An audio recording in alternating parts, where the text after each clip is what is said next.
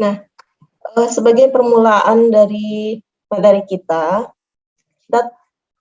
penting untuk merefleksi diri kita masing-masing terkait bahasa Indonesia itu sendiri.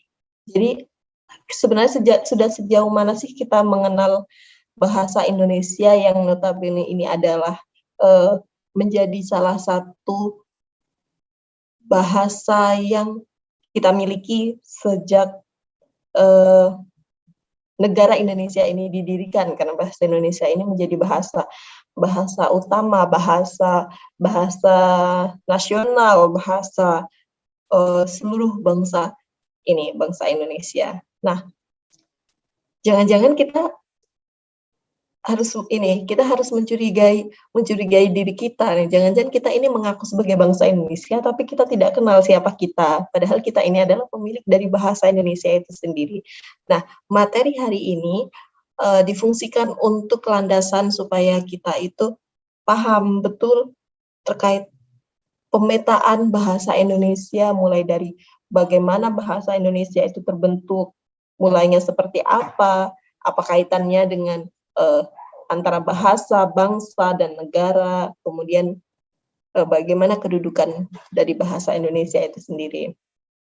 Nah, seperti yang kita ketahui bersama, narasi tentang bahasa Indonesia itu sebenarnya sudah tercantum secara jelas di Sumpah Pemuda dan Undang-Undang Dasar 1945, yang mana di sana juga dijelaskan bagaimana peranan dari bahasa Indonesia itu sendiri. Nah, ini supaya kita terpancing saja, saya mau memutarkan video.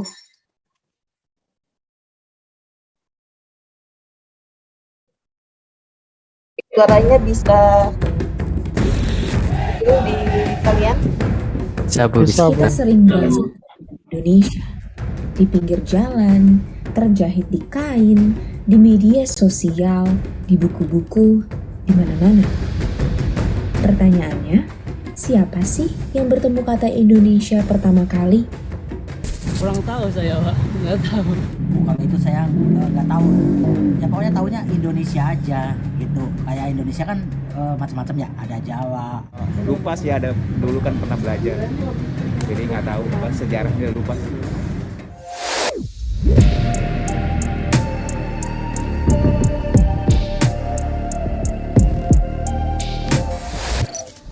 Bercerita tentang nama Indonesia sesungguhnya bercerita mengenai pertukaran gagasan lintas batas dan kegigihan bangsa terjajah melawan ketidakadilan.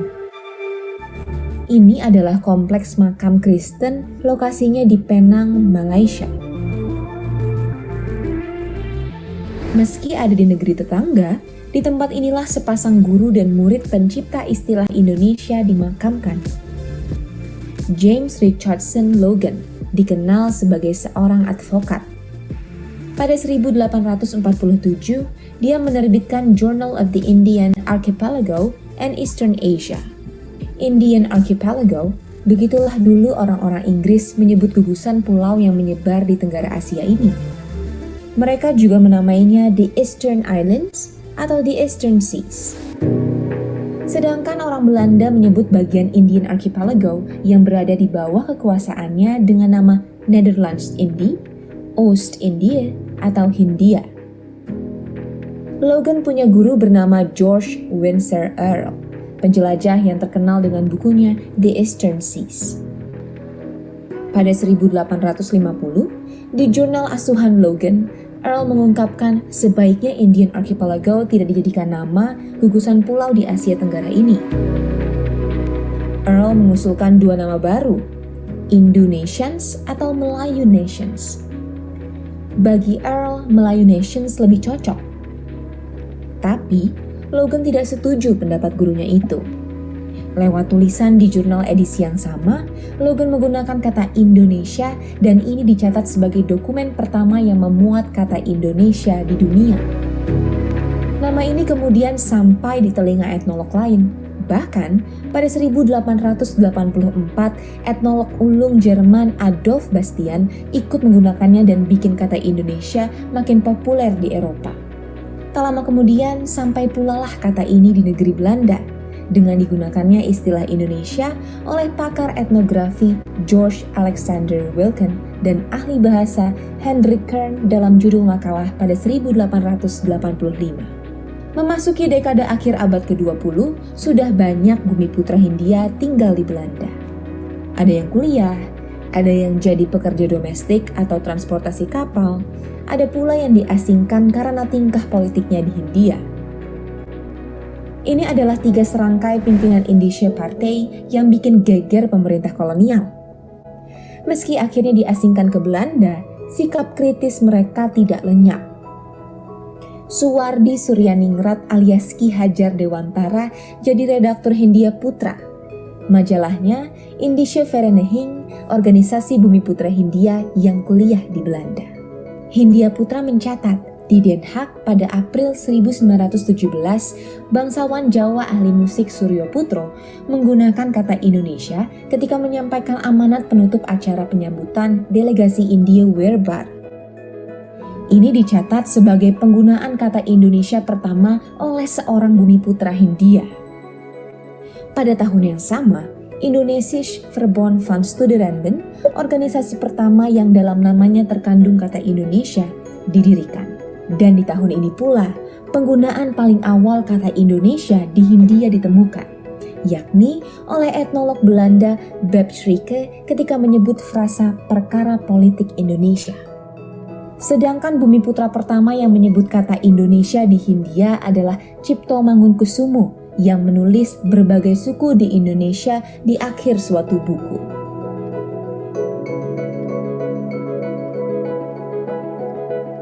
Dari era Logan sampai Cipto, di dekade kedua abad ke-20, kata Indonesia bertransformasi. Logan menggunakan Indonesia dalam konteks geografis, melingkupi pulau-pulau dari Sumatera, Semenanjung Malaya, Formosa, Papua bagian barat, Timor, sampai Jawa. Sedangkan Wilken mengartikan orang Indonesia sebagai populasi dengan budaya dan bahasa tertentu yang mirip, melingkupi juga orang di Hindia, Filipina, Madagaskar, daratan Asia Tenggara, dan Formosa. Masuk dekade ketiga abad ke-20 dan setelahnya, kata Indonesia semakin digunakan dalam konteks politis, sebagai simbol negeri Hindia yang merdeka dari Belanda. Juga menggantikan kata pribumi atau inlander yang bernada menghina. Ini ditandai munculnya usulan mengubah nama Nederlands-Indië jadi Indonesia ke parlemen atau pemerintah. Dan semakin banyak nama organisasi mengandung kata Indonesia. Di Belanda, Indische Vereniging ubah nama jadi Indonesische Vereniging, lalu jadi Perhimpunan Indonesia. Di Hindia Belanda, Perserikatan Komunis India ganti nama jadi Partai Komunis Indonesia. Sutomo bikin Indonesia Studi Club di Surabaya. Dan Soekarno mendirikan Perserikatan Nasional Indonesia atau PNI. Semasa itu, usulan nama selain Indonesia bukannya tidak ada. Ada Insulinde, terinspirasi novel Max Havelaar karya Multatuli. Ada yang menggunakan Indier, yang dalam prakteknya mirip India jajahan Inggris. Belakangan, Suwardi lebih suka pakai Nusantara yang diambil dari kitab kuno Jawa. Nama-nama itu kalah pamor dari Indonesia. Bahkan, pada 1928 di Batavia, Organisasi Pergerakan dan Kedaerahan melangsungkan ikrar Sumpah Pemuda, menyatakan bertanah air, berbangsa, dan berbahasa satu, Indonesia. Meski begitu, tidak semua orang sepakat dengan nama Indonesia. Sebagaimana diungkapkan penulis Hawthorne Daniel dalam bukunya Islands of the East Indies yang terbit pada 1944. Tapi toh pada 17 Agustus 1945, para pemimpin bangsa sudah punya pilihan pasti mengenai nama republik yang ingin mereka proklamasikan kemerdekaannya. Indonesia. Proklamasi. Kami, bangsa Indonesia, dengan ini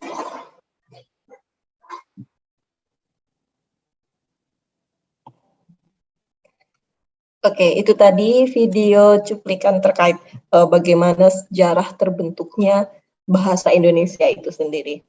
Oke, saya mau ngecek nih, kira-kira dari tadi yang nonton videonya pada ini nggak teliti, jeli dan mencatatnya nggak kira-kira? Supaya kita nggak ngantuk aja. Oke, saya stop share dulu. Oke, saya sambil absen ya.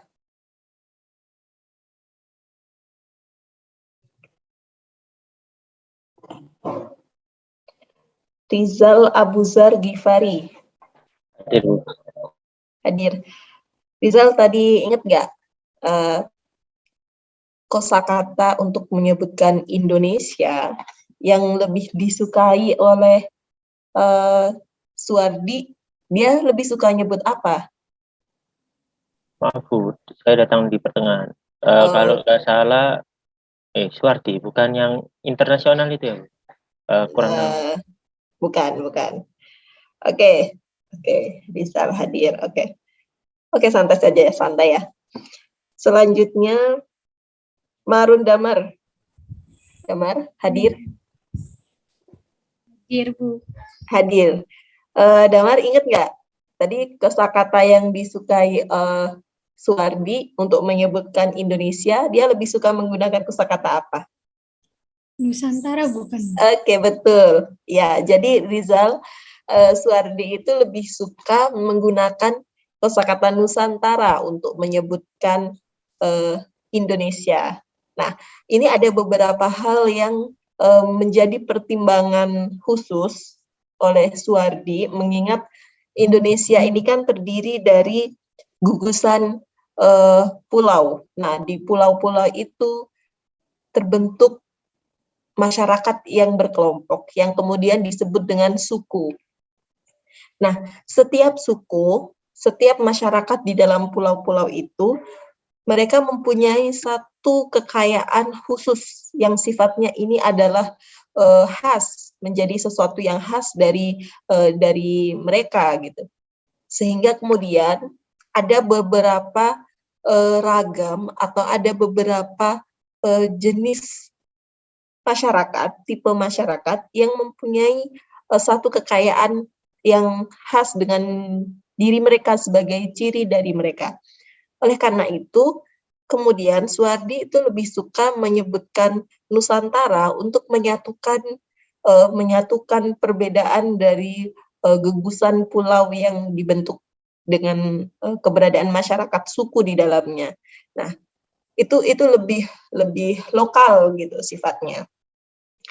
Oke, Damar, terima kasih. Selanjutnya nomor 3 ada Andika.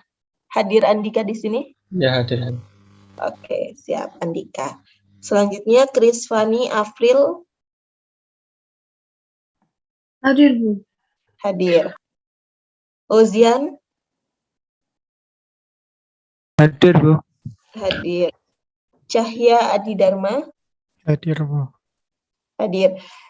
Cahya ingat nggak tadi perubahan nama-nama sebelum Indonesia apa saja? Transformasinya gitu. Itu apa? South Sea kalau nggak salah, terus apa? Hindia Seas, terus itu. Terus tadi ada yang itu apa baru Indonesia yang itu kan oleh orang itu. Terus ada lagi India. Itu kan oleh orang itu maksudnya siapa? Siapa tuh? Lupa namanya apa? Yang dikubur di Penang itu lupa. Penang. Ya, Penang, Malaysia. Ya. Terus ada India, terus itu India, terus tadi Nusantara. Oke. Ada yang ingat nggak siapa yang dikubur di Penang, Malaysia tadi? Ini menyempurnakan jawaban Cahya nih. Ada yang ingat nggak? Satunya George Windsor, Bu. Cuma yang muridnya saya lupa. Oke. Kelihatan nih kalau berarti tadi nggak ada yang mencatat ya.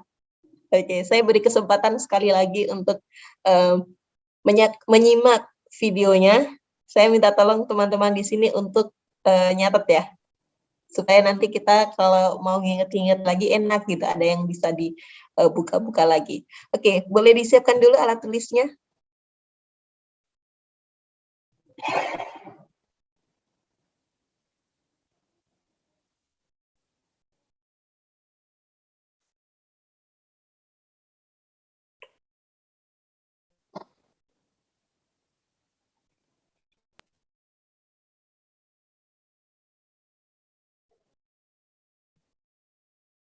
Sudah siap?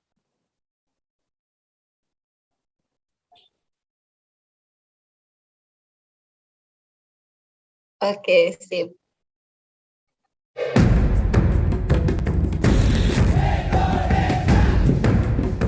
Kita sering banget bertemu Indonesia di pinggir jalan, terjahit di kain, di media sosial, di buku-buku, di mana-mana. Pertanyaannya, siapa sih yang bertemu kata Indonesia pertama kali? Kurang tahu saya, Pak. Nggak tahu. Kalau itu saya nggak tahu. Ya pokoknya tahunya Indonesia aja gitu. Kayak Indonesia kan macam-macam ya. Ada Jawa. Lupa sih, ada dulu kan pernah belajar. Jadi nggak tahu, sejarahnya lupa sih.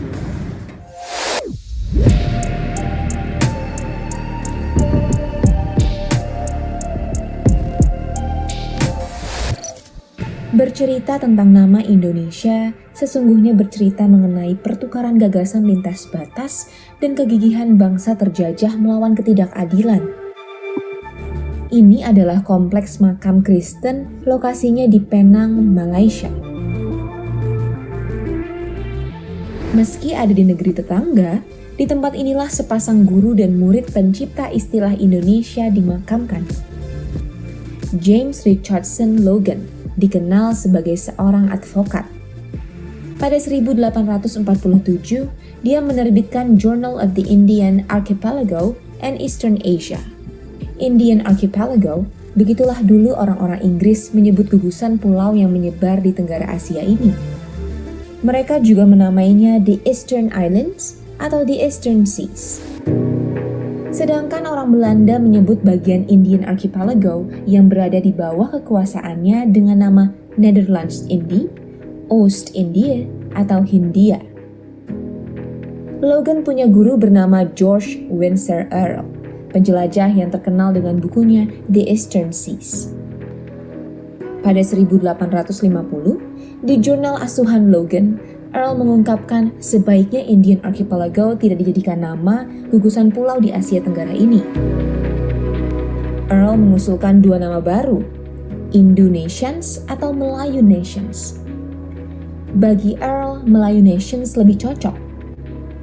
Tapi, Logan tidak setuju pendapat gurunya itu. Lewat tulisan di jurnal edisi yang sama, Logan menggunakan kata Indonesia dan ini dicatat sebagai dokumen pertama yang memuat kata Indonesia di dunia. Nama ini kemudian sampai di telinga etnolog lain. Bahkan, pada 1884, etnolog ulung Jerman Adolf Bastian ikut menggunakannya dan bikin kata Indonesia makin populer di Eropa. Tak lama kemudian, sampai pula lah kata ini di negeri Belanda, dengan digunakannya istilah Indonesia oleh pakar etnografi George Alexander Wilken dan ahli bahasa Hendrik Kern dalam judul makalah pada 1885. Memasuki dekade akhir abad ke-20, sudah banyak bumi putra Hindia tinggal di Belanda. Ada yang kuliah, ada yang jadi pekerja domestik atau transportasi kapal, ada pula yang diasingkan karena tingkah politiknya di Hindia. Ini adalah 3 serangkai pimpinan Indonesia Partai yang bikin geger pemerintah kolonial. Meski akhirnya diasingkan ke Belanda, sikap kritis mereka tidak lenyap. Suwardi Suryaningrat alias Ki Hajar Dewantara jadi redaktur Hindia Putra. Majalahnya Indische Vereniging, organisasi bumi putra Hindia yang kuliah di Belanda.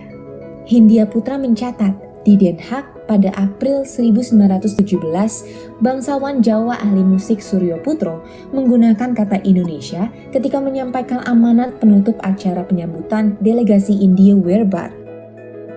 Ini dicatat sebagai penggunaan kata Indonesia pertama oleh seorang bumiputra Hindia. Pada tahun yang sama, Indonesisch Verbond van Studenten, organisasi pertama yang dalam namanya terkandung kata Indonesia, didirikan.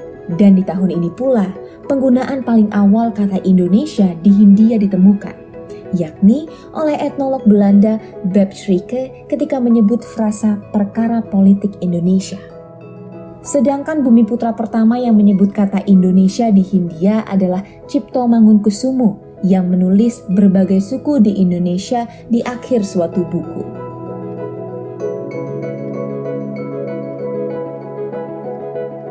Dari era Logan sampai Cipto, di dekade kedua abad ke-20, kata Indonesia bertransformasi. Logan menggunakan Indonesia dalam konteks geografis, melingkupi pulau-pulau dari Sumatera, Semenanjung Malaya, Formosa, Papua bagian barat, timur, sampai Jawa. Sedangkan Wilken mengartikan orang Indonesia sebagai populasi dengan budaya dan bahasa tertentu yang mirip, melingkupi juga orang di Hindia, Filipina, Madagaskar, daratan Asia Tenggara, dan Formosa.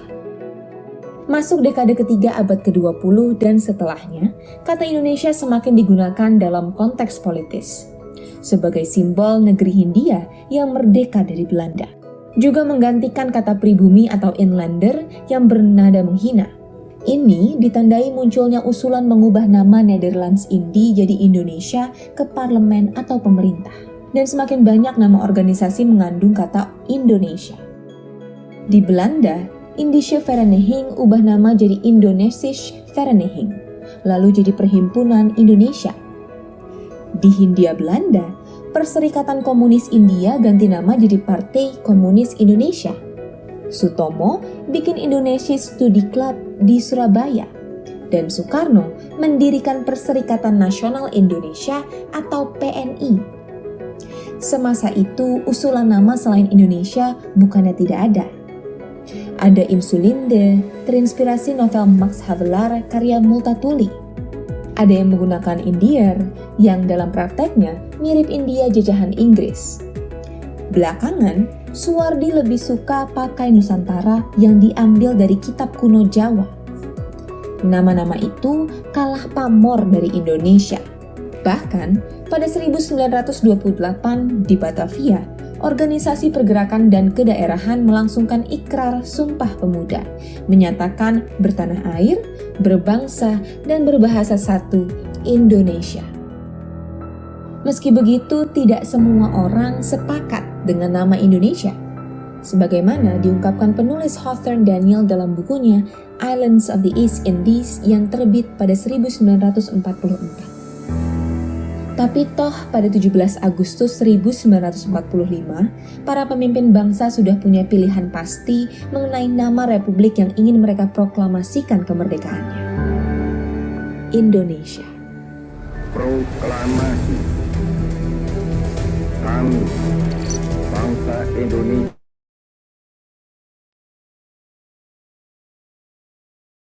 Oke.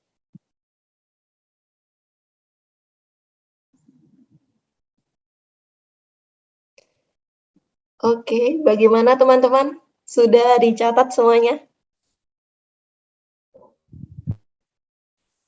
Kecepatan ya? Terlalu banyak poin-poin yang harus dicatat ya? Namanya susah, Iya, Bu. Bu. Oke, Namanya namanya susah, Bu. ya karena memang banyak berkaitan dengan Belanda, Jerman, apalagi tadi. Nggak apa-apa deh. Ya, nanti saya berikan link videonya supaya kalian bisa mengulang-ulang dan memerhatikan.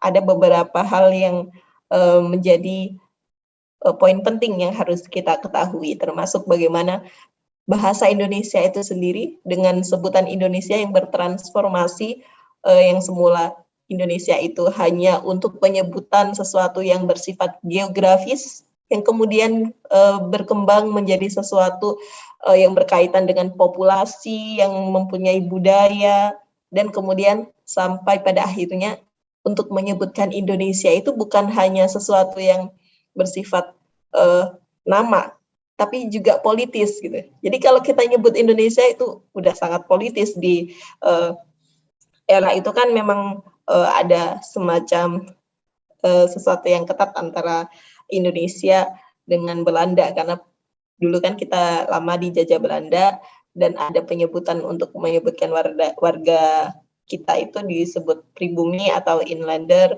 yang kemudian ketika sudah ada Indonesia, nah itu sangat politis sekali. Jadi kita tidak lagi disebut sebagai pribumi atau inlander, tapi disebutkan sebagai bangsa Indonesia. Nah, itu nanti yang perlu kalian perhatikan juga. Oh ya, tadi sambil ngabsen ya. Tadi sampai di Cahya ya. Cahya hadir ya tadi. Ya, Bu. Oke. Silvana, Hadir, Bu. Zumar. Hadir, Bu. Zumar, inget nggak tadi yang nulis jurnal apa ya tadi? Jurnal Indian Archipelago, namanya siapa? Logan. Oke, Logan. Nama lengkapnya siapa? Kurang tahu kalau mana. Yang lain, ada jawaban yang lain? Saya, Bu. James Ya, James silakan. Richardson Logan. Iya, betul. Nama lengkapnya James R, biasa disingkat R juga, James R. Logan. Oke, terima kasih. Siapa tadi? Raffi ya? Iya, Bu. Raffi absen berapa? 48. Oke. Oke, terima kasih. Selanjutnya Hendrik, Ada, Bu. Dian Igo, Hadir, Bu. Axel, Hadir, Bu. Amadani, Hadir, Bu. Firda, Hadir, Bu. Andre. Hadir, Bu. Oke, Andre tadi yang pertama kali menyebutkan kata Indonesia di kawasan atau di wilayah Hindia Belanda, siapa Andre? Logan. Masa coba diingat-ingat lagi nih, kan ada yang berdasarkan wilayah tertentu, ada yang pertama kali menyebutkan di Belanda, ada yang pertama kali menyebutkan di Hindia Belanda. Hindia Belanda ini nama Indonesia sebelum Indonesia ya.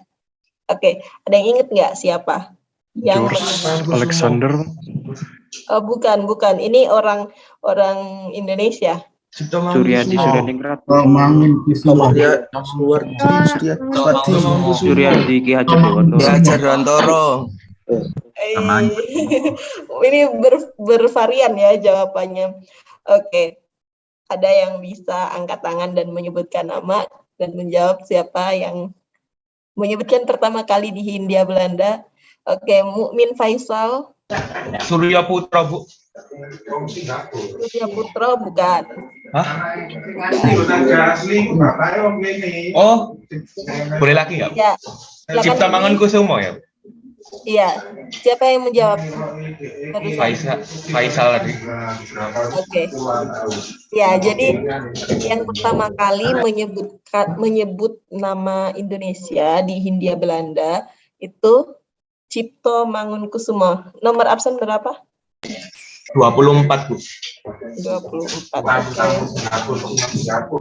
Terima kasih. Terima kasih. Oke, tadi sampai di Andre ya. Oke, terima kasih. Selanjutnya Rahel. Hadir, Bu. Terus ada lagi Jose, Hadir, Bu. Muhammad Habibi,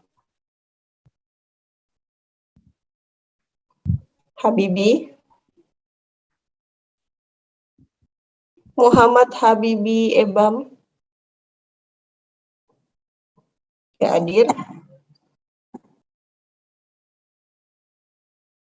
Tidak hadir ya.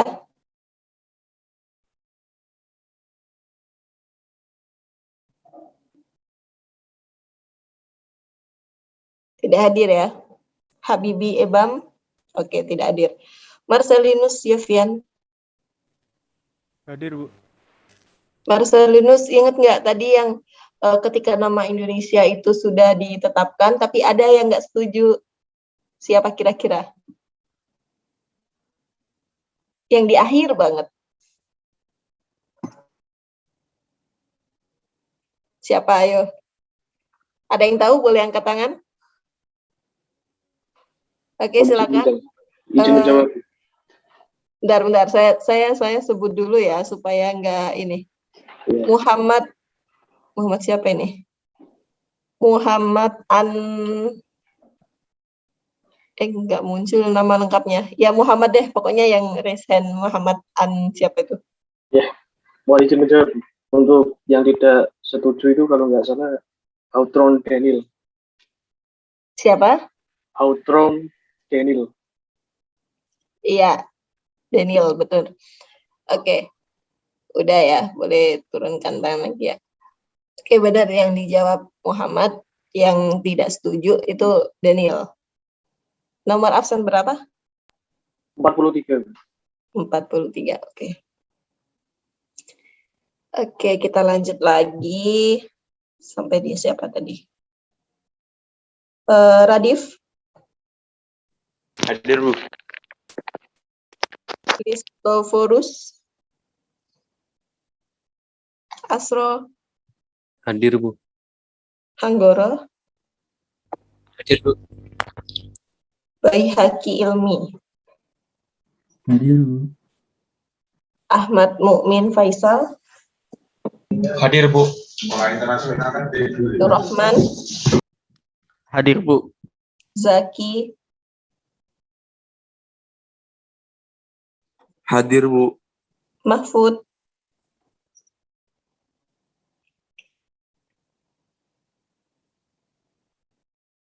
Mahfud?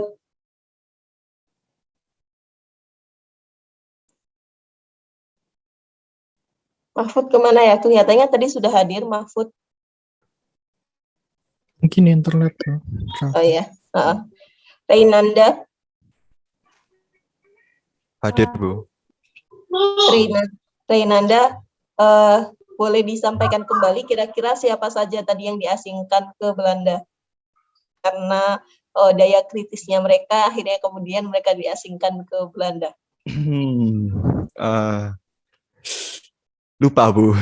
Lupa, ada yang mau bantu? Rapi, Bu. Boleh, silakan Widi. Ki Hajar Dewantara, Dewas Deker, sama Ica Mangunkusumo. Oke, terima kasih Widi. Ya, Bu, terima kasih. Oke, Muhammad Najib. Hadir, Bu. Najib, tiga tokoh yang disebutkan Widi tadi disebut apa?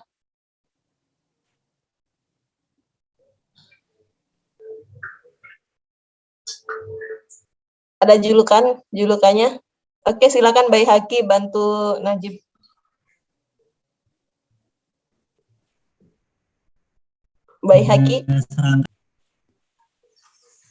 Baihaqi disebut apa? Iya, 3 serangkai. Oke, terima kasih. Aure? Hadir. Gabriela? Hadir, Bu. Herdianto? Hadir, Bu. Riam Budi? Hadir, Bu. Fahrel?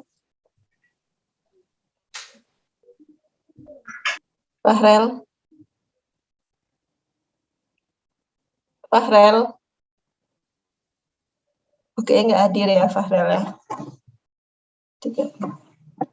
Rafael? Hadir, Bu. Firmansyah?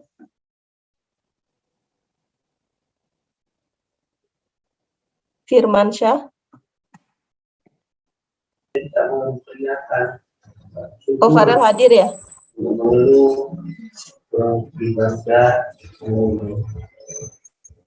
Hanif Guntur? Hadir, Bu. Hadir, Bu. Pender? Hadir, Bu. Muhammad? Hadir, Bu. Ibrahim, ingat nggak tadi yang tokoh dari Jerman namanya siapa?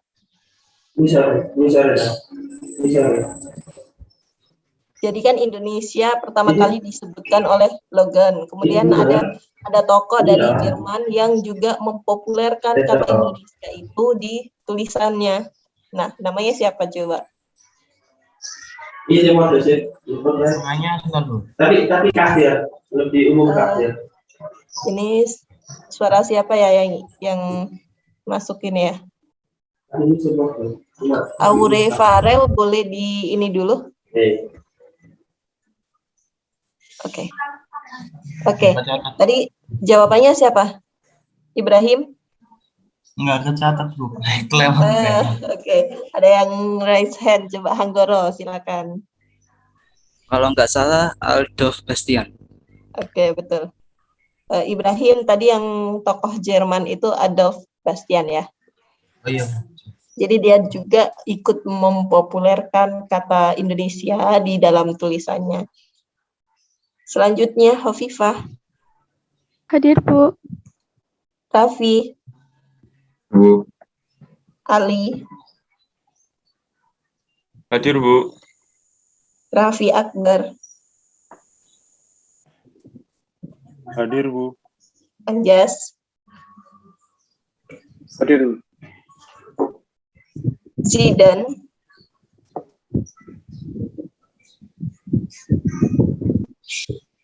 Zidan. Hadir, Bu. Zidan setelah kata Indonesia setelah digunakan oleh Logan, kemudian dipopulerkan juga oleh Adolf Bastian yang notabene dia adalah tokoh dari Jerman. Nah, kemudian kan kata Indonesia itu juga dipakai oleh orang di Belanda. Nah, dua tokoh dari Belanda yang menyebutkan Indonesia pertama kali siapa namanya?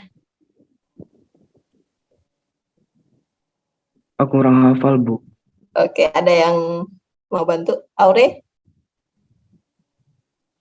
George Alexander Wilken dan Hendrik Kern, Bu. Iya, betul. Terima kasih, Aure. Kemudian setelah Zidan Gigi. Gigi?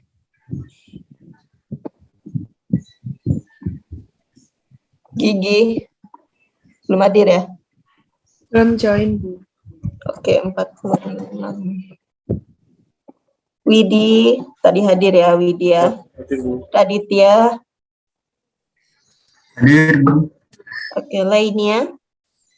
Hadir, Bu. Raffi. Hadir, Bu. Ananda. Ananda Satyo. Ananda Satyo. Belum hadir? Maaf, Bu, hadir, Bu. Oke. Oke, jadi yang tidak hadir nomor absen 17, 34, dan 46 ya. Ada 3 yang nggak hadir hari ini. Oke, senang sekali nih. Ternyata kalian masih ini ya, nginget ya. Tadi nama-namanya sulit, tapi tetap aja bisa ketika ditanyai. Kalian tetap bisa bantu jawab. Oke, ini ada yang sinyalnya trouble. Oke. Zaki Nabil dan Baihaqi. Zaki Nabil ini absen berapa ya?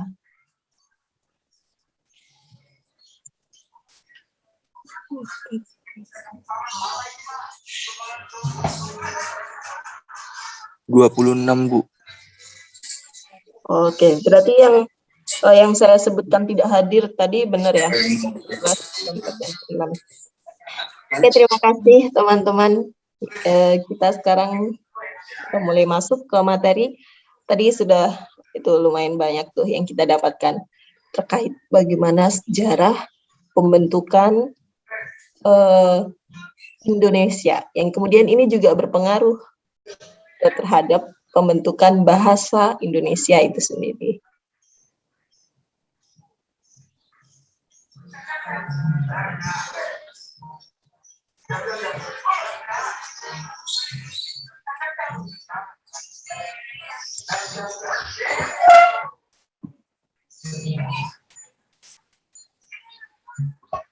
Oke, sudah muncul di layar kalian?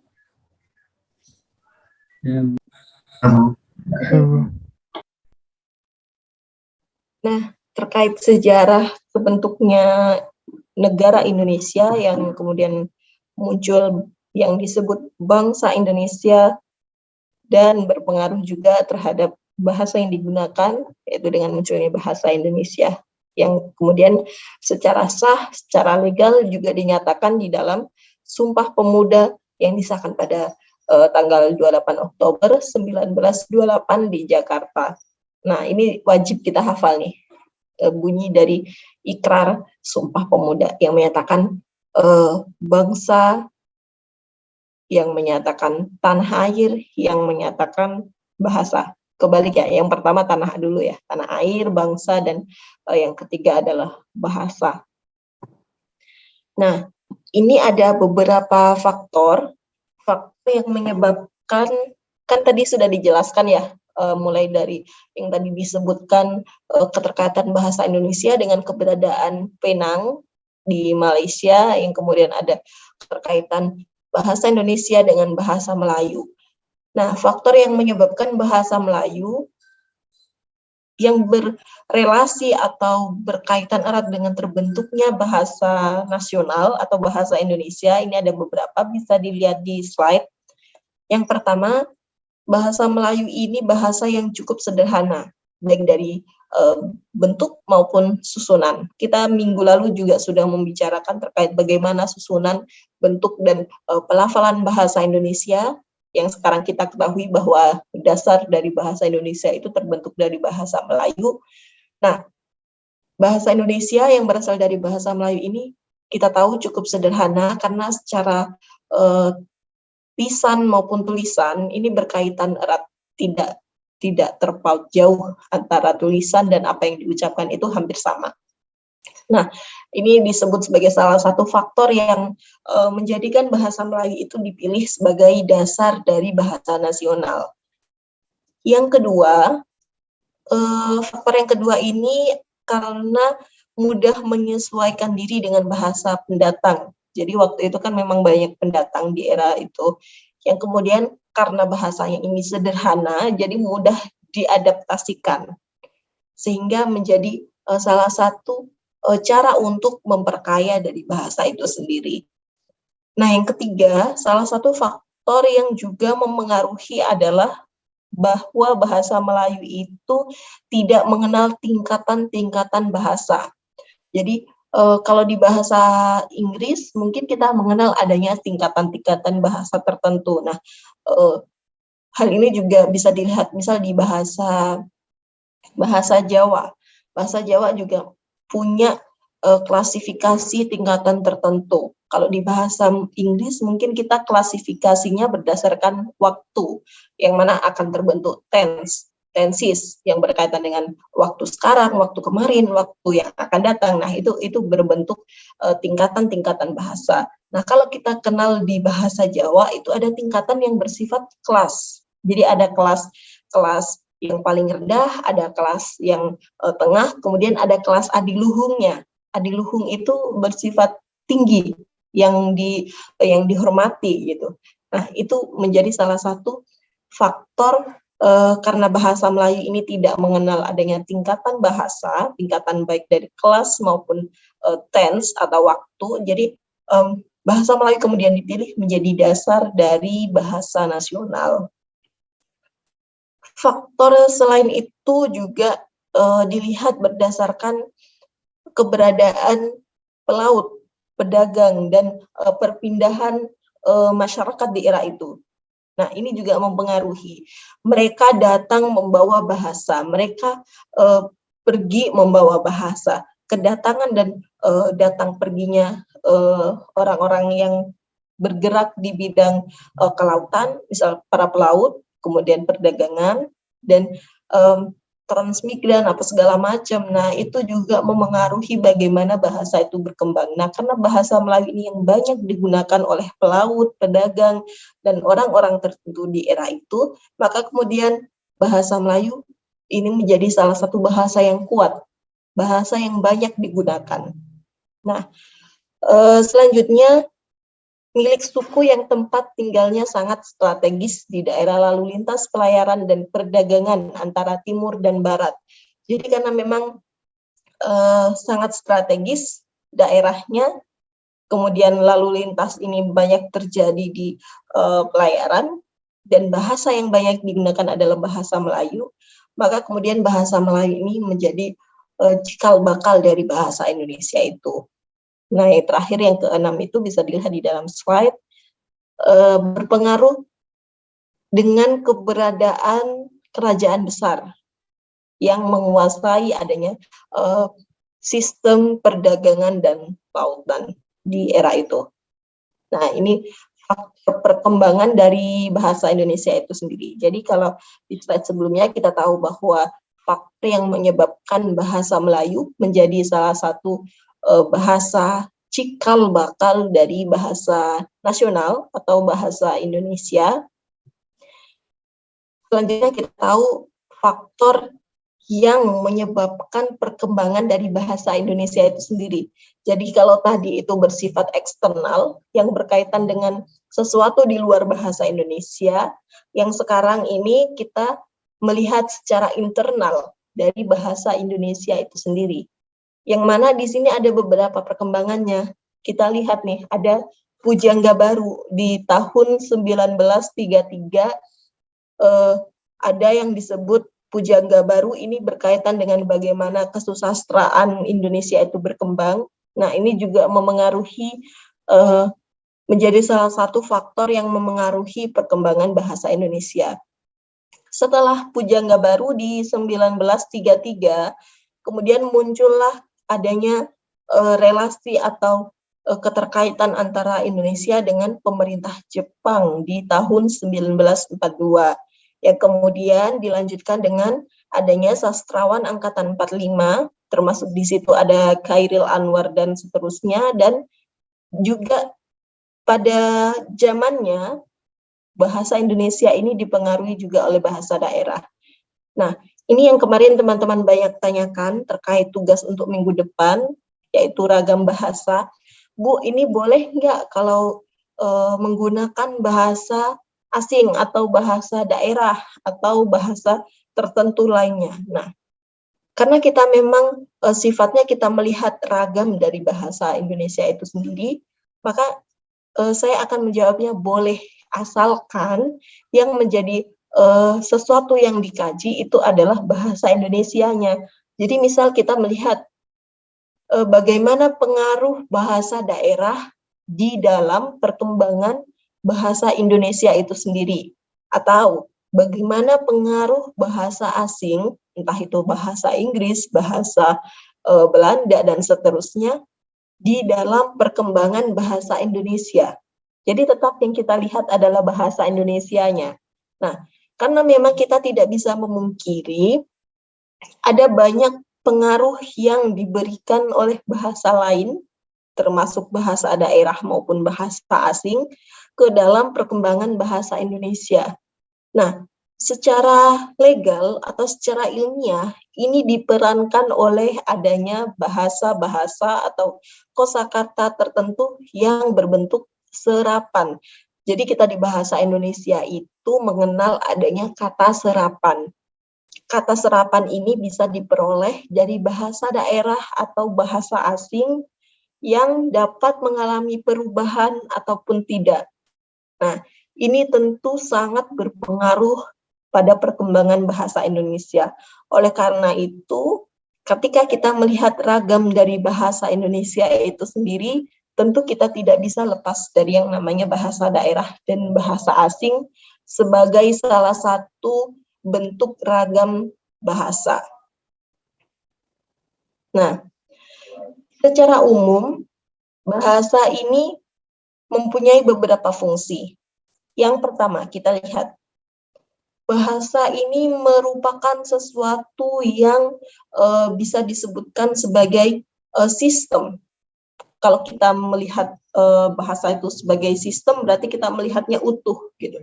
Di dalam sistem itu ada apa saja, kita bisa melihatnya. Nah, bahasa adalah sebuah sistem lambang yang berupa bunyi, sistem lambang bunyi yang bersifat arbitrer. Nah, arbitrer ini maksudnya adalah mana suka. Jadi bergantung pada siapa pelaku dari bahasa itu. Nah, bahasa yang bersifat arbitrer ini digunakan oleh suatu kelompok masyarakat, yang mana masyarakat itu menggunakannya di dalam kehidupan sehari-hari untuk bekerja sama, untuk berkomunikasi, dan bahkan untuk mengidentifikasi dirinya. Jadi masyarakat itu juga bisa mengidentifikasi diri melalui bahasa.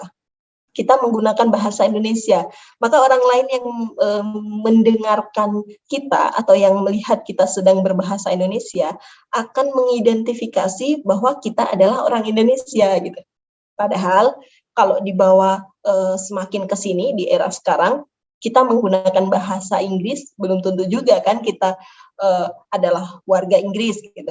Nah, ini sangat fleksibel. Ini sudah berkembang sedemikian rupa sehingga kemudian identitas atau identifikasi diri ini sudah sangat luas. Nah, selanjutnya fungsi bahasa yang secara umum yang kedua juga kita bisa lihat bahwa sebagai sebuah sistem, ingat ya tadi bahasa adalah sistem lambang bunyi yang arbitrer, kemudian sebagai sebuah sistem, bahasa ini terbentuk oleh suatu kaidah, suatu aturan, atau pola-pola tertentu, baik dalam bidang tata bunyi, tata bentuk kata, maupun tata kalimat. Jadi sudah ada aturan khususnya. Mereka punya serangkaian aturan khusus. Nah, bila mana kaidah, aturan, pola khusus itu dilanggar, maka ini akan mengubah tatanan dari komunikasi yang sedang dijalankan. Jadi komunikasinya dapat terganggu. Oleh karena itu, ketika kita menggunakan suatu bahasa, maka sistem bahasa itu secara langsung akan menyesuaikan. Ini sudah bersifat otomatis gitu. Ketika kita menggunakan bahasa Indonesia, maka kaidah yang kita gunakan, aturan yang kita perhatikan, dan pola-pola yang harus kita terapkan adalah sistem dari bahasa Indonesia. Ketika kita menggunakan bahasa lain, misal bahasa Inggris, maka sistem kita ini secara otomatis akan berpindah, beralih. Nah, ini sangat khas dengan fenomena kebahasaan. Ketika kita menggunakan bahasa lain, kita sudah otomatis beralih. Ketika menggunakan bahasa Indonesia, kita kembali lagi ke kaidah yang diterapkan. Nah, kaidah ini sangat berkaitan erat dengan komunikasi yang bersifat tulisan. Ketika kita menggunakan bahasa yang bersifat lisan, kaidah ini bisa fleksibel, bisa ada dan bisa berkurang. Akan tetapi, ketika kita dalam bahasa tulis, kaidah, aturan, dan pola di dalam bahasa Indonesia ini menjadi sesuatu yang penting dan harus diperhatikan. Misalnya, di dalam satu kalimat itu ada beberapa hal yang harus diperhatikan, termasuk di situ adalah fungsi kalimat. Fungsi kalimat kita ingat dulu di waktu SMA kita belajar fungsi kalimat itu ada subjek, ada predikat, ada objek, keterangan, dan seterusnya. Tapi yang wajib ada, fungsi kalimat yang wajib kita perhatikan di situ adalah subjek dan predikat. Itu minimal, harus ada itu. Nah, berarti kita juga harus memerhatikan subjeknya sudah ada belum, predikatnya sudah ada belum, dan jangan lupa di akhir kita menambahkan yang disebut dengan tanda baca. Jadi itu konsep minimal sebuah kalimat yang harus ada. Kaidahnya sudah ada seperti itu, jadi kita harus perhatikan. Nah, itu salah satu fungsi bahasa secara umum kita bisa lihat di situ. Nah, ini kita bisa lihat di situ ada bunyi, ada alat ucap manusia yang kemudian bisa menghasilkan bahasa yang bersifat lisan. Dan kemudian ada bahasa lisan yang dituliskan ditulis di sebuah media, entah itu media tulis atau media cetak, yang kemudian itu disebut dengan bahasa tulisan. Nah, ini arbitrer yang tadi saya sudah singgung bahwa arbitrer itu bersifat manasuka, jadi bergantung pada pelaku bahasanya. Nah, ini nih, bahasa itu penting. Kenapa bahasa itu penting? Coba bayangkan sebuah fenomena di mana manusia itu tidak bisa terlepas dari adanya bahasa. Terbayangkan bagaimana kebergantungan kita, kebergantungan manusia terhadap bahasa itu sendiri. Karena memang bahasa ini bersifat melekat gitu. Orang tidak bisa komunikasi kalau tidak ada bahasa. Sekalipun itu, misal dalam bayangan pendek kita tetap bisa surat menyurat atau mengirimkan pesan tertulis kepada teman kita sekalipun kita sama-sama diam. Tapi jangan salah, pesan yang kita tulis, yang kita sampaikan, pesan tertulis itu juga disebut dengan bahasa. Jadi karena bahasa itu tidak berhenti hanya sekadar sebagai sesuatu yang diucapkan secara lisan. Tapi bahasa itu juga tertulis. Bahasa itu sesuatu yang mempunyai makna tertentu, yang tadi disebut dengan sistem lambang bunyi yang arbitrer, yang mempunyai kaidah, yang mempunyai pola dan aturan tertentu. Jadi betapa pentingnya bahasa bagi manusia ini tidak diragukan lagi. Nah, hal itu tidak saja dapat dibuktikan dengan menunjuk pemakaian bahasa dalam kehidupan sehari-hari, tetapi bahasa itu juga dapat dibuktikan dengan banyaknya perhatian para ilmuwan dan praktisi terhadap bahasa. Nah, ciri kata atau kalimat dan gaya bahasa yang menyentuh hati nurani orang-orang di sekitarnya, ini juga dapat memengaruhi mereka. Kita juga bisa lihat nih, para ilmuwan, misal psikolog, psikiater, mereka juga ternyata mempelajari bahasa sebagai obat dalam tanda kutip. Nah, mereka ini memanfaatkan bahasa yang kita lihat dari tatanan kata atau kalimat atau bagian-bagian tertentu dari bahasa yang mereka perhatikan untuk mereka gunakan sebagai metode atau alat menyembuhkan pasien. Nah, ini sangat menarik nih. Kita harus membuka mindset kita bahwa ternyata bahasa itu tidak hanya sekadar difungsikan untuk alat komunikasi saja. Tidak. Tapi sangat luas. Nah, salah satu contohnya ini di psikolog atau psikiater ini, mereka menggunakan bahasa sebagai salah satu metode penyembuhan, yaitu speech therapy. Jadi mereka menggunakan terapi kepada pasiennya yang berkaitan dengan daya sugestif mereka terhadap hilangnya penyakit. Jadi psikolog atau psikiater ini benar-benar memfungsikan bahasa sebagai sesuatu yang sugestif. Nah, dengan ini kita tahu bahwa bahasa itu menjadi sesuatu yang penting ya. Selanjutnya, kita tahu bahwa bahasa itu juga sangat diperlukan oleh manusia untuk menjalankan aktivitas hidupnya. Jadi, selaku makhluk sosial yang memerlukan orang lain, karena kan kita tidak bisa ya hidup sendiri gitu. Jadi kita dimanapun kita selalu membutuhkan orang lain sebagai mitra berkomunikasi. Jadi ada orang yang menyampaikan sebuah gagasan, kemudian ada orang lain yang memberikan umpan balik dan seterusnya dan seterusnya. Nah, ini bisa terjadi dalam keadaan yang verbal maupun non-verbal. Nah, alat komunikasi non-verbal yang wujudnya berupa ada simbol, ada isyarat, ada kode, kemudian ada bunyi, misalnya ada tanda lalu lintas atau Morse yang anak-anak pramuka ini pasti paham, kemudian ada lambaian tangan, siren atau biasa di ambulans, kemudian ada kentongan, ada trompet.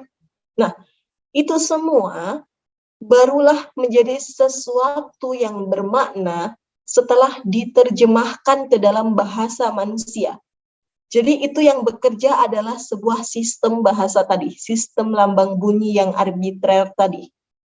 Nah, oleh karena itu, manusia menjadi subjek yang aktif untuk melakukan transformasi yang semulanya itu adalah bunyi, yang kemudian diterjemahkan dan mempunyai makna tertentu.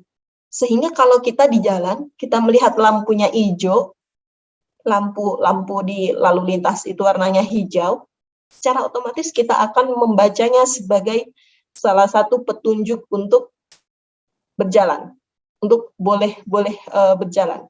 Akan tetapi kalau sudah berubah menjadi kuning atau merah, kita akan memaknainya dengan sesuatu yang lain. Nah, itu adalah fungsi dari terjemahan manusia itu sendiri, sistem yang bekerja itu.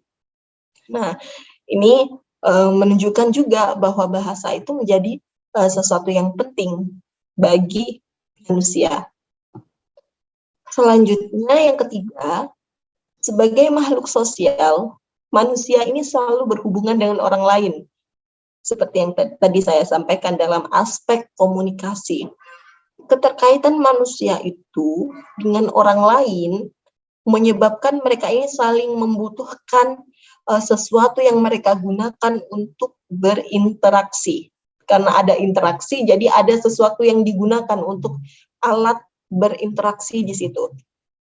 Nah, karena interaksi itu dilakukan secara verbal, maka bahasa ini menjadi sangat penting untuk media komunikasi mereka itu, untuk menyampaikan pesan. Karena di dalam komunikasi yang terpenting adalah tersampaikannya pesan dari pengirim ke penerima. Nah, oleh karena itu, dalam hal ini kita bisa melihat bahwa bahasa mempunyai fungsi sosial, yaitu sebagai alat penghubung. Jadi, alat penghubung antara manusia di dalam sebuah kelompok yang kita sebut sebagai masyarakat. Itu salah satu fungsi dari bahasa, sebagai fungsi sosial. Selain itu, kita juga bisa melihat adanya fungsi kultural. Kultural ini berkaitan dengan budaya. Nah, karena kita ini bangsa Indonesia ini mempunyai budaya yang beragam, maka bahasa secara kultural atau di dalam tataran fungsi kulturalnya ini berkaitan dengan bagaimana kebudayaan sebuah generasi ke generasi yang lain itu tersampaikan dengan bersifat unik. Jadi karena bahasa ini unik, maka kita bisa menjadi dari bahasa itu menjadi ciri pembeda dari masyarakat yang lain. Misal ada masyarakat yang berasal dari suku Jawa, mempunyai budaya Jawa yang unik dengan bahasa Jawanya, kemudian dibandingkan dengan masyarakat Sunda dengan bahasa Sunda yang unik juga, maka mereka mempunyai dua identitas yang berbeda yang masing-masing adalah unik. Dan di dalam tataran bahasa secara umum, itu disebut sebagai fungsi kultural. Jadi bahasa juga bisa menyampaikan budaya yang dimiliki oleh kelompok masyarakatnya. Nah, selanjutnya, selain ada fungsi sosial, ada fungsi kultural, bahasa juga menjadi sarana atau alat untuk berpikir. Jadi ini sebenarnya fungsi bahasa yang selama ini kurang disadari oleh sebagian masyarakat adalah sebagai alat berpikir. Nah, ilmu tentang cara berpikir ini di dalam ilmu filsafat biasanya disebut dengan logika. Dalam proses berpikir itu, bahasa hadir bersama logika untuk merumuskan adanya konsep, adanya proposisi, dan yang kemudian menghasilkan sebuah simpulan.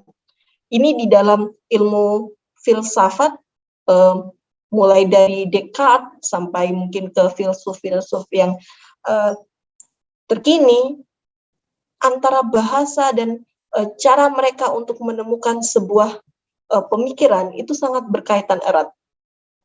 Nah, segala kegiatan yang menyangkut antara perhitungan atau kalkulasi, pembahasan, maupun angan-angan yang ada dalam hayalan kita, itu hanya dimungkinkan berlangsung melalui proses berpikir yang disertai dengan sebuah alat yang tadi kita sebut sebagai bahasa. Oleh karena itu bahasa ini menjadi sesuatu yang penting, karena kita berpikir juga ternyata menggunakan logika yang berkaitan erat dengan bahasa. Nah, oleh karena itu, karena tadi kita sudah tahu betapa pentingnya bahasa, maka sekarang kita bisa menyimpulkan makin tinggi, semakin tinggi kemampuan berbahasa seseorang, maka semakin tinggi pula kemampuan berpikirnya. Dan makin teratur bahasa seseorang, maka makin teratur juga cara berpikirnya. Ini sebuah sistem yang sudah bekerja. Nah, oke, kita akan lanjut ke pendapat yang disampaikan oleh Graf. Tapi sebelum itu, saya mohon izin sebentar.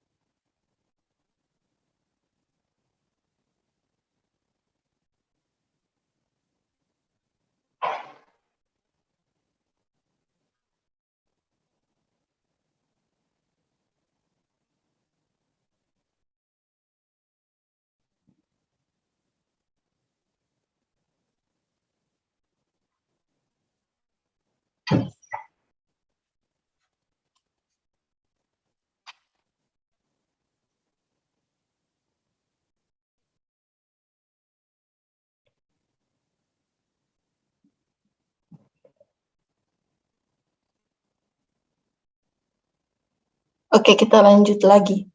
Sebelum kita lanjutkan ke pendapat para ahli, sampai di sini terkait fungsi dari bahasa itu, apakah ada yang mau ditanyakan dari teman-teman?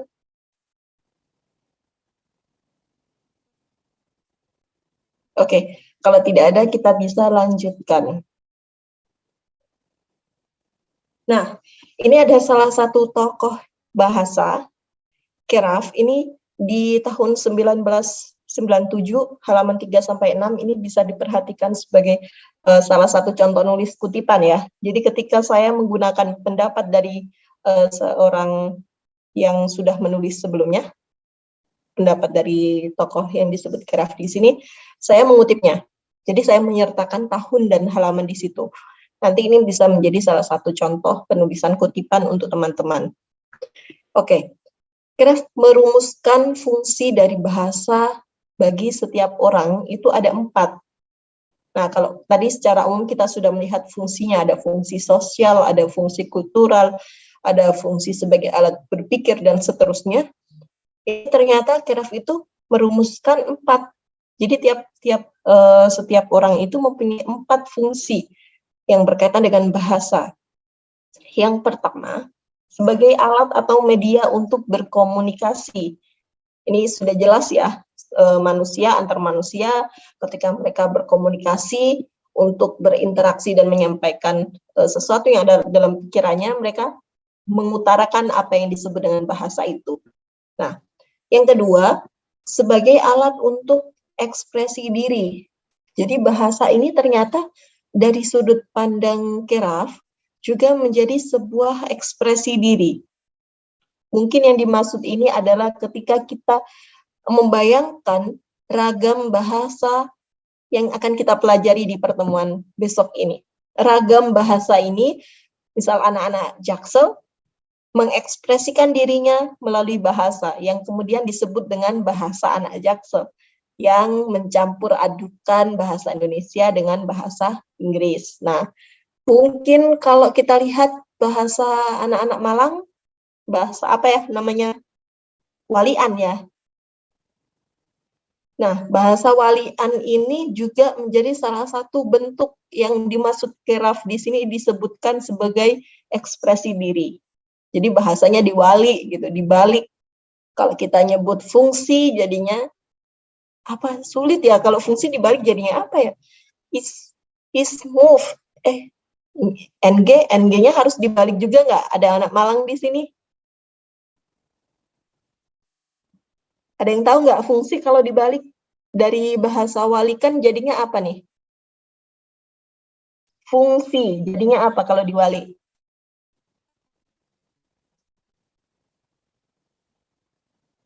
Is genuf.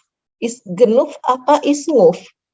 Nah, ini nggak tahu deh. Nanti kita pelajari lebih dalam lagi terkait ragam bahasa di minggu depan. Nah, yang ketiga, Keraf juga melihat bahasa sebagai alat integrasi dan adaptasi sosial. Jadi ini berkaitan dengan bagaimana bahasa di dalam perkembangan sosial budaya. Dan yang terakhir, Keraf juga melihat bahasa sebagai alat kontrol sosial.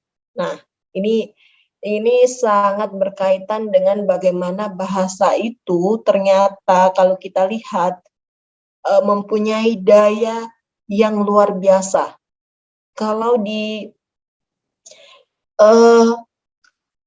filsafat itu ada salah satu tokoh, ini juga bisa disebut sebagai tokoh filsuf maupun tokoh di dalam bahasa, namanya Fandi. Nah, Fandi ini punya satu bidang keilmuan yang disebut dengan AWK atau analisis wacana kritis.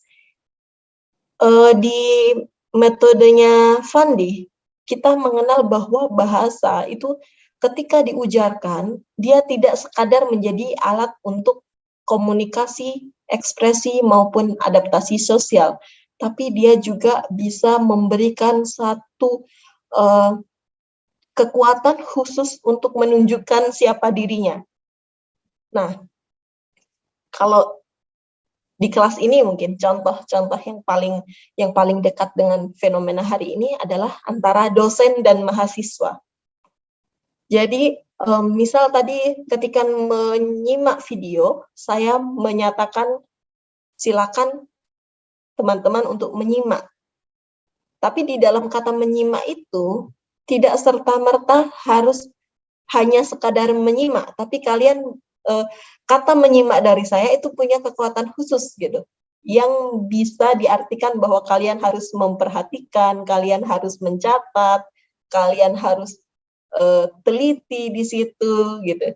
Nah, itu menjadi salah satu kontrol sosial antara dosen dan mahasiswa melalui adanya sebuah bahasa gitu. Nah, itu yang dimaksud oleh Kiraf. Kemudian selanjutnya kita akan melihat bagaimana kedudukan dan fungsi dari bahasa Indonesia. Kalau tadi kita sudah melihat sejarahnya bahasa Indonesia itu seperti apa, fungsi-fungsinya apa saja, dan sekarang kita akan melihat keterkaitan itu dengan kedudukan. Jadi kalau fungsi bahasa adalah bahwa bahasa itu sebagai wahana komunikasi bagi manusia, baik lisan maupun non-lisan atau tulis. Nah, fungsi ini menjadi fungsi dasar yang belum dikaitkan dengan status dan nilai-nilai sosial. Nah, setelah ini kita akan mengaitkan antara fungsi-fungsi itu dengan status dan nilai sosial yang mana akan melihat bagaimana kedudukan bahasa Indonesia itu sendiri. Nah, dalam kenyataan sehari-hari ternyata bahasa itu tidak dapat dilepaskan dari kehidupan masyarakat yang di dalamnya masyarakat itu punya status nilai-nilai sosial yang kompleks.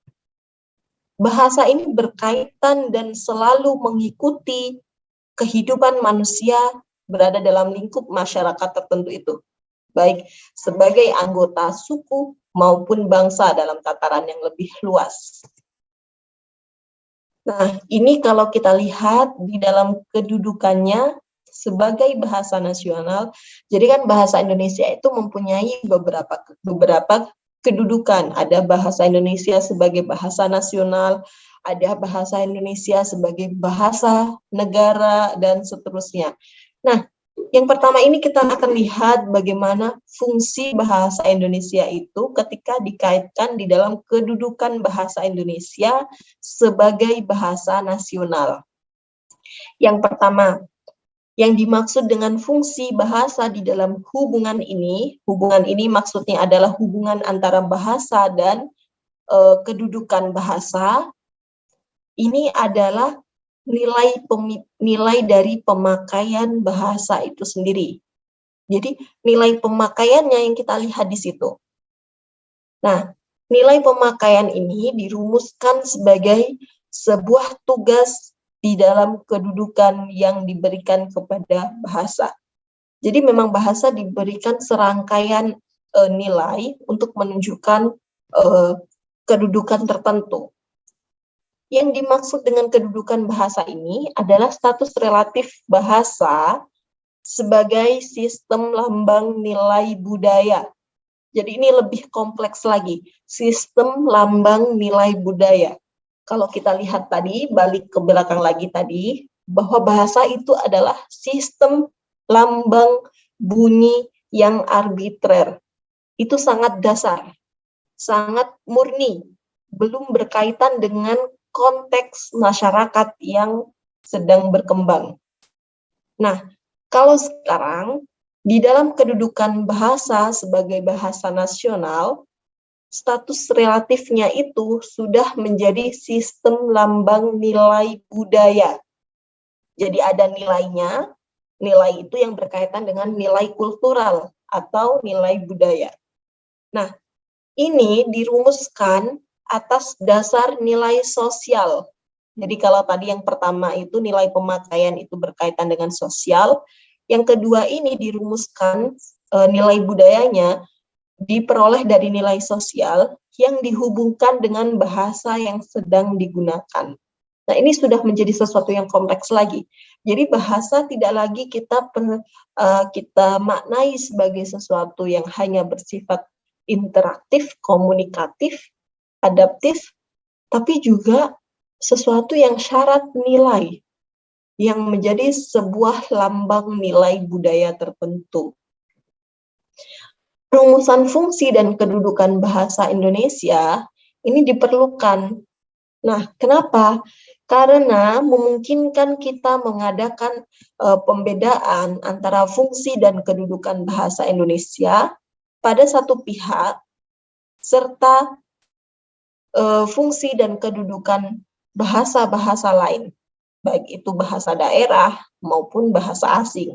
Jadi kita tahu kedudukan antara bahasa Indonesia dibandingkan dengan bahasa daerah, kemudian dibandingkan lagi dengan bahasa asing. Kita mengatur masuknya unsur-unsur baru yang berada di luar bahasa Indonesia itu sendiri, sesuatu yang kita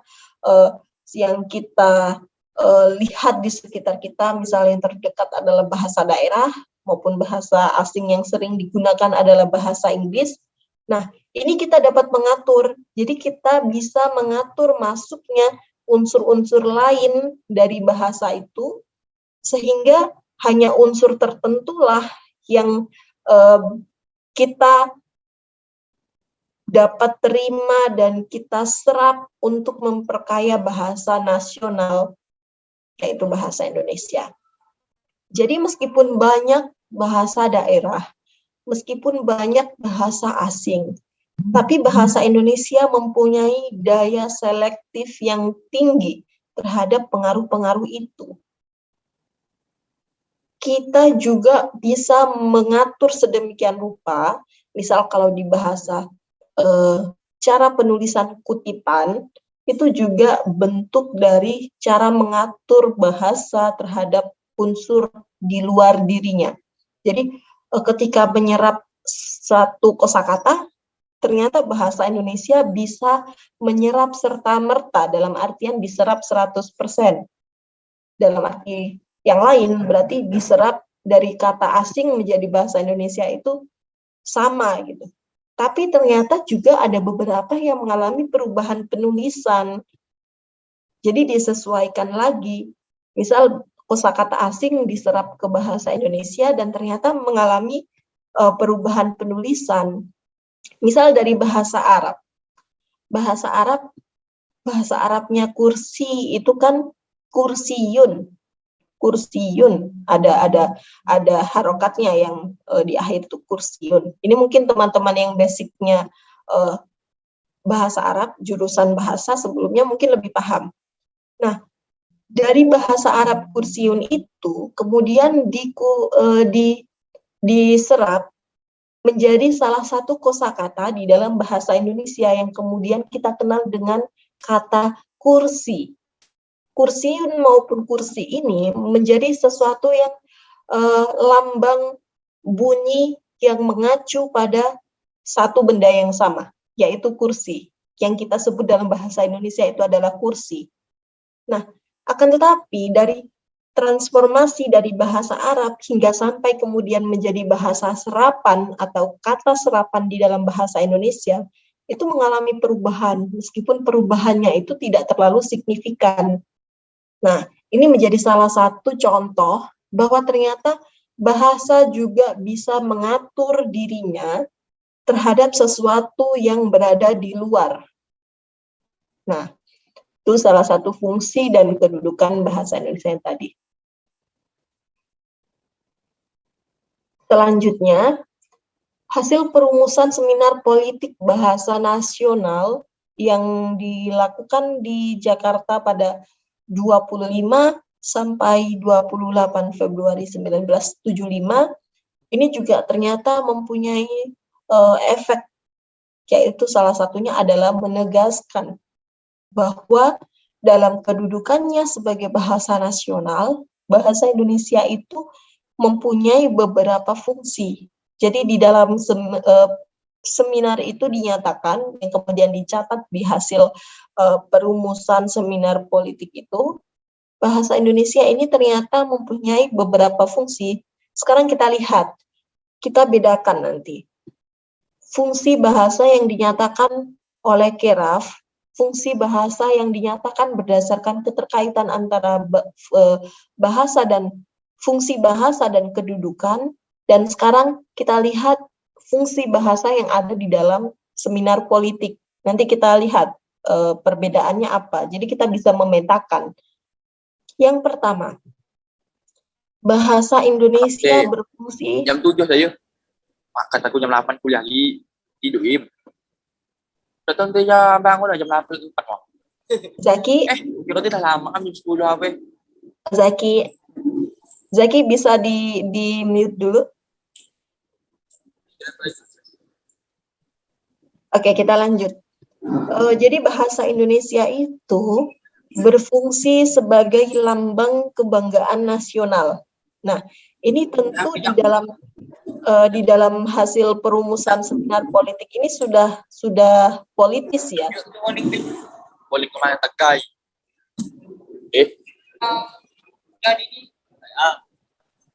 Boleh. Ada jual sandal lah.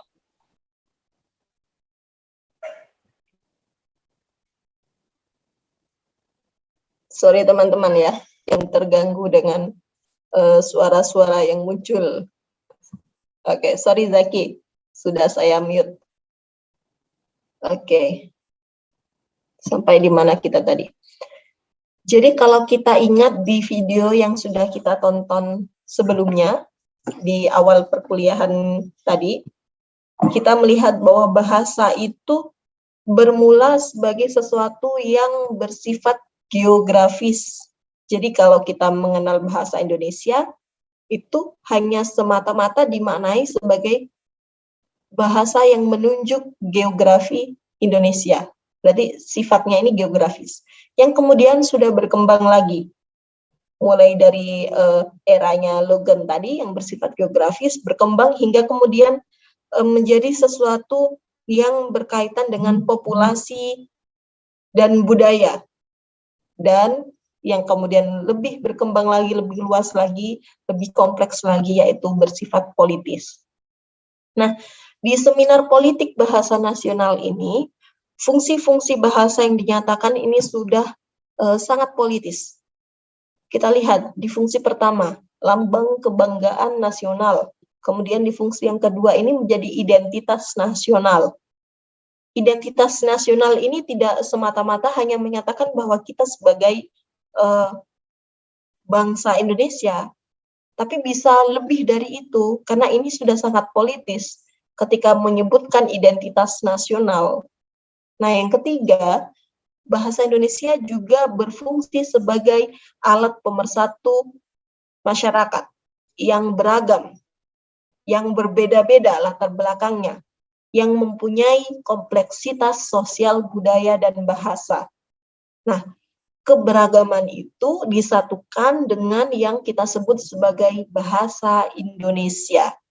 Dan yang terakhir, yang keempat adalah alat yang menghubungkan antar budaya dan antar daerah. Nah, selanjutnya kita lihat sebagai lambang kebanggaan nasional, yang poin pertama tadi.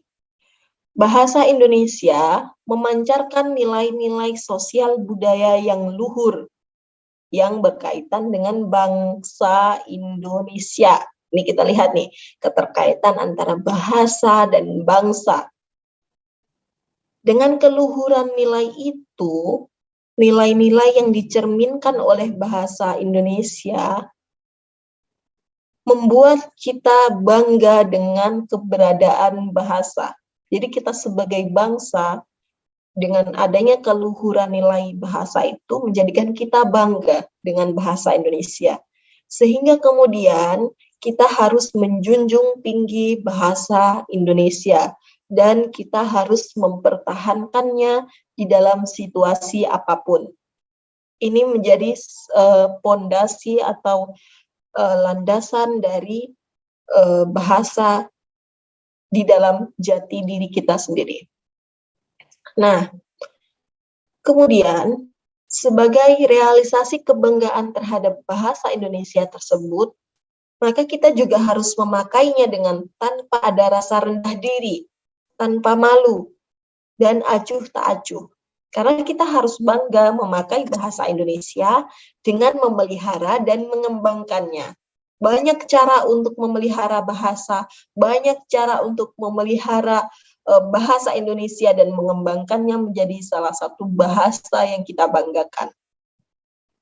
Kemudian, sebagai lambang identitas nasional, bahasa ini merupakan lambang dalam tanda kutip yang mewakili, yang merepresentasikan, yang menjadi sebuah kekayaan dari bangsa Indonesia. Oleh sebab itu, dengan bahasa Indonesia akan dapat diketahui siapa kita, baik sifat, perangai, dan watak kita sebagai bangsa Indonesia. Nah, karena fungsinya yang begitu, yang demikian itu, maka kita harus menjaganya agar ciri kepribadian kita itu tetap tercermin di dalamnya.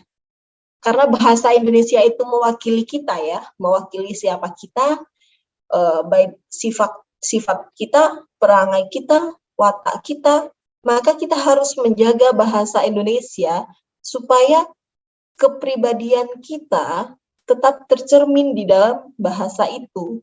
Nah, jati diri bangsa harus tampak dari bahasa Indonesia. Ini satu hal yang harus kita perhatikan di dalam kehidupan sehari-hari, baik dalam konteks berbahasa, berbangsa, maupun bernegara.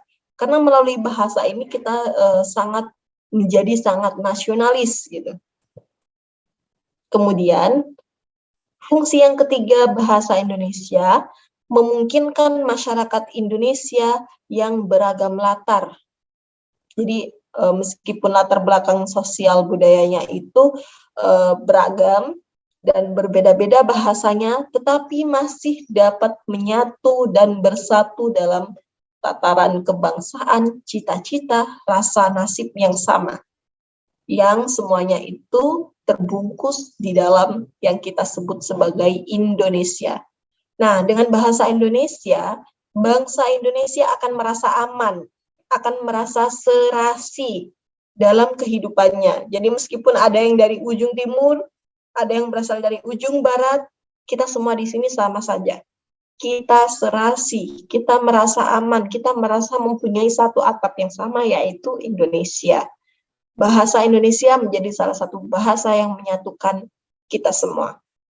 Nah, hal ini terbukti bahwa dengan menggunakan bahasa Indonesia, identitas suku dan nilai-nilai sosial budaya daerah yang tercermin dalam bahasa daerah masing-masing itu tidak akan hilang. Jadi kita tetap bisa menjadi identitas suku kita bisa tetap menjadi satu identitas yang sama, yaitu bangsa Indonesia yang mempunyai bahasa Indonesia sebagai bahasa persatuan. Nah, ini bisa memperkuat karakter bangsa Indonesia, bisa meningkatkan nasionalisme kita terhadap Indonesia. Kemudian yang keempat, perlu kita lihat bahwa bahasa Indonesia itu ternyata sering loh dirasakan manfaatnya dalam kehidupan sehari-hari. Coba kita bayangkan, apabila kita ingin berkomunikasi dengan seseorang yang berasal dari suku lain, yang mempunyai latar belakang bahasa yang berbeda, apa yang akan kita ucapkan? Bahasa Indonesia yang menjadi jembatan antara masing-masing suku yang berbeda itu. Nah, hal ini proses komunikasi yang sebenarnya tidak mungkin terjadi karena antar komunikator dan komunikan menggunakan kode bahasa masing-masing yang berbeda. Jadi hanya bisa disatukan dengan bahasa Indonesia. Gitu. Jadi manfaatnya kerasa banget di sini. Nah, ini masih banyak lagi.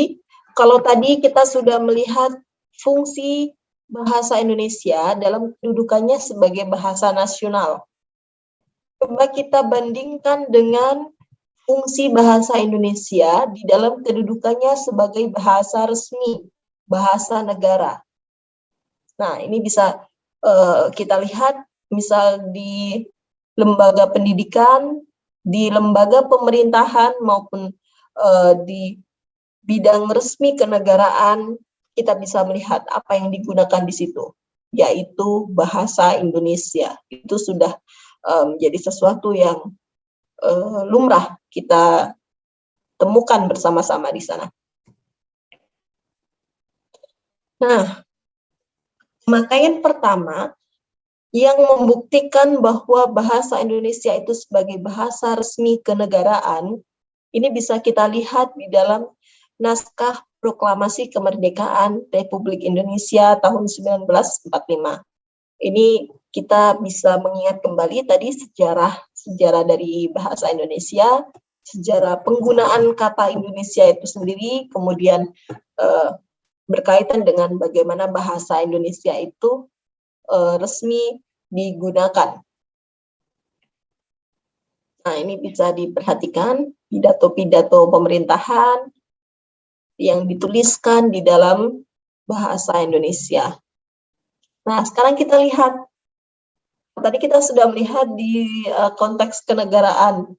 Sekarang kita lihat di dalam diri kita. Jadi sudah sejauh mana sih kita menggunakan bahasa Indonesia itu. Oke, itu materi dari saya. Saya persilakan teman-teman untuk menanyakan yang masih dibingungkan atau ada sesuatu yang tiba-tiba muncul gitu, ingat apa gitu, boleh kita sharing aja. Kita masih ada waktu 15 menit. Silakan teman-teman.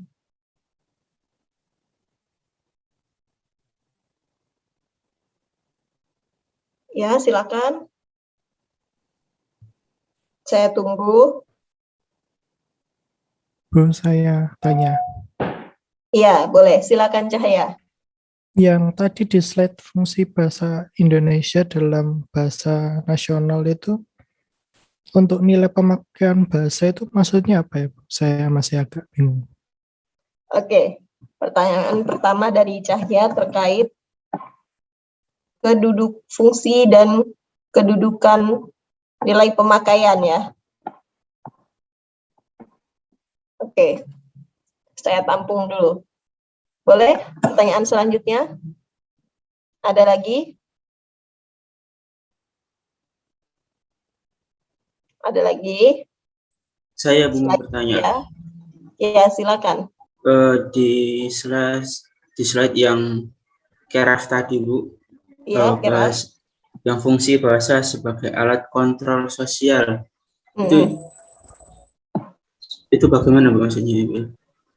Oke, nanti digambarkan lagi. Tadi sudah sedikit diberikan gambaran terkait bagaimana alat kontrol sosial itu bekerja melalui adanya bahasa.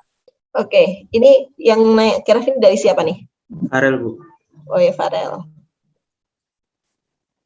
Oke. Terima kasih, Bu. Oke, Cahya, Farel, siapa lagi nih? Saya tampung sampai 3 pertanyaan.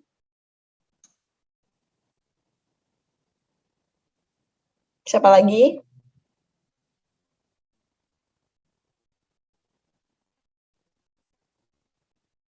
Satu lagi.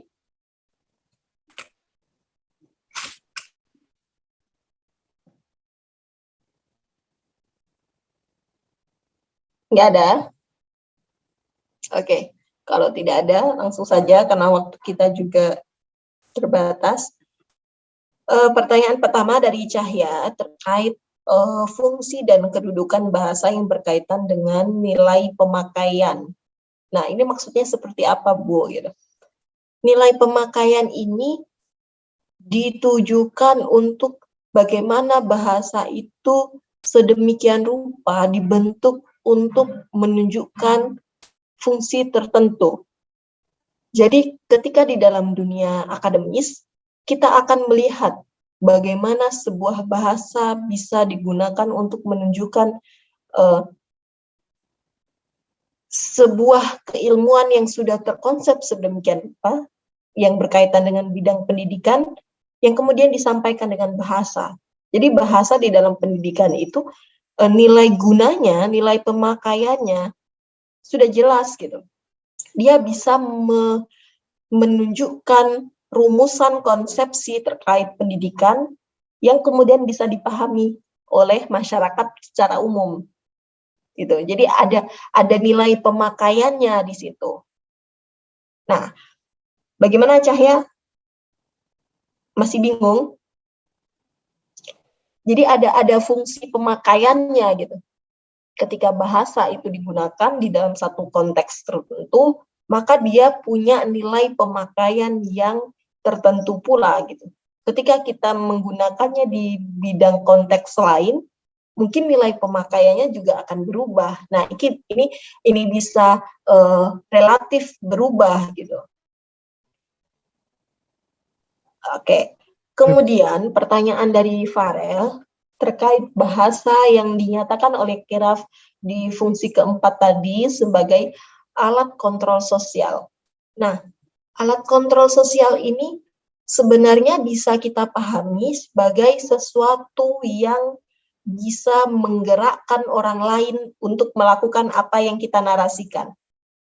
Jadi ketika saya tadi bilang ke teman-teman, silakan menyimak video, kemudian saya meminta kalian untuk mencatatnya, mengingatnya, memperhatikannya, kemudian kalian melakukan gitu. Kalian semua mencatat, kalian semua memperhatikan, kalian semua mengingat-ingat siapa itu namanya dan seterusnya. Nah, padahal kan saya cuma ngomong, saya hanya menyampaikan itu gitu. Dan kalian secara otomatis sudah melakukan itu. Nah, kenapa coba? Kan kalian bisa saja kalian tidak menuruti saya gitu, atau kalian membantah, atau kalian menolak. Nah, kenapa coba? Itu berkaitan dengan bagaimana relasi sosial itu terjadi. Begitu teman-teman. Jadi secara otomatis kalian menuruti apa yang saya ujarkan, apa yang saya sampaikan, kalian otomatis menuruti karena di dalam kelas ini kalian menyadari adanya perbedaan status sosial antara dosen dan mahasiswa, yang mana secara umum mahasiswa tentu akan menuruti apa yang diucapkan oleh dosennya gitu. Selagi itu dalam tataran yang baik ya. Nah, itu bentuk strata sosial atau relasi sosial yang bekerja di dalam ruang kelas kita ini. Nah, bahasa yang diujarkan oleh si dosen, si saya ini, yang tiba-tiba diikuti oleh mahasiswa, bahasa yang tadi saya sampaikan itu, yang silahkan menyimak, silahkan mencatat, dan seterusnya, itu berarti mempunyai power yang lebih, mempunyai kekuatan yang lebih. Kekuatannya apa? Kekuatannya adalah menjadi alat kontrol sosial antara dosen dan mahasiswa. Begitu maksudnya, Farel. Nah, kalau kita tadi ingat di awal perkuliahan kita, sebelum kelas dimulai kan tadi banyak videonya yang masih tertutup. Tapi ketika kelasnya dimulai, sudah banyak yang menyalakan video. Nah, itu sesuatu yang bagus. Berarti kalian sadar gitu. Kalian sadar bahwa ketika kelas dimulai, memang kita harus menampilkan video kita untuk menyatakan kehadiran kita. Nah, ada beberapa yang belum menyalakan video, kemudian saya mengucapkan, saya menyampaikan, ayo silakan dibuka videonya. Gitu. Kan saya hanya menyampaikan itu ya. Kemudian teman-teman semuanya membuka videonya. Nah, berarti apa coba? Coba dibayangkan. Dengan satu kalimat dari saya, satu kalimat bahasa yang saya ujarkan tadi itu, ternyata bisa berdampak, gitu, mempunyai satu kekuatan yang besar terhadap teman-teman mahasiswa. Nah, itu yang disebut sebagai bahasa sebagai alat kontrol sosial, yang dimana di dalamnya itu ada sebuah sistem yang bekerja, yaitu sistem relasi sosial yang tadi saya jelaskan antara dosen dan mahasiswa. Kan kalau kalian di jalan ketemu dengan dosen, masa begini, hey, gitu. Begitu enggak? Tentu enggak. Pasti kalian lebih menjaga diri gitu. Bu, atau pagi Bu, atau apa gitu. Yang sekiranya lebih sopan gitu. Lebih halus. Akan berbeda ketika kalian bertemu dengan teman kalian. Woi, Nandi. Woi, Lapo, gitu kan? Nah, coba perhatikan. ada perbedaan bahasa yang ini juga berkaitan dengan nilai pemakaian, konteks. Nah, ini juga menjadi sebuah contoh untuk bahasa sebagai alat kontrol sosial, di mana kalian menyadari ketika ngomong dengan dosen dan ngomong dengan mahasiswa, itu otomatis sudah berubah gitu. Dari sini tuh udah otomatis gitu. Tiba-tiba ketemu dosen ngomongnya beda, ketemu mahasiswa yang lain ngomongnya beda. Itu berarti secara tidak langsung ada sebuah kontrol sosial antara dosen dan mahasiswa, yang mana itu juga berkaitan dengan bahasa yang kalian gunakan. Nah, kurang lebih seperti itu. Contoh terkait yang dimaksud oleh Keraf di dalam fungsi bahasa yang keempat tadi, yaitu alat kontrol sosial. Bagaimana Farel? Dipahami Farel? Oke Bu, paham. Terima kasih Bu. Oke, terima kasih Cahya dan Farel yang sudah bertanya. Cahya absen berapa Cahya? Absen 6. 6. Oke, sama Aurel Farel. Oke. Terima kasih teman-teman yang sudah berpartisipasi di kelas ini. Ada lagi nggak yang mau ditanyakan sebelum saya akhiri perkuliahan hari ini dan ditutup dengan menyampaikan tugas untuk kalian? Oke, kalau tidak ada saya langsung saja. Tolong dicatat teman-teman, dan kalau ada sesuatu yang ingin ditanyakan, boleh silakan kita ngobrol di grup supaya teman-teman yang lain bisa saling menyimak. Jadi kalau sebenarnya untuk chat pribadi boleh juga, tapi sayangnya kalau chat pribadi ada kelompok lain yang sudah menanyakan, nanti kelompok lain nanya juga gitu. Jadi saya double jawabnya. Baiknya lewat grup saja supaya semuanya bisa menyimak. Tugas minggu depan. Oke, kelompoknya sudah dibentuk. Tadi sudah di-share di grup nama-nama kelompoknya. Kemudian kalian harus mencari dan memahami bagaimana ragam bahasa Indonesia dengan topik tertentu. Tadi juga sudah ditentukan. Itu milih sendiri atau ditentukan bersama-sama? Jenis ragam bahasa yang akan dibahas.